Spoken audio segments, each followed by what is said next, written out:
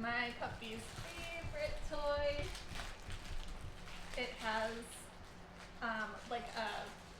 it's very, what is it called? It's like crinkly on the inside. There is also a squeaker in there as well, and this keeps her occupied out of the most out of all her toys, which is great for me because puppies need a lot of attention 24/7. So this is great, and it gets her chewing on this and exercising her jaw and something other than myself. So I can't recommend this enough. It's a great toy. We have a lot of toys, and this is continuously her favorite.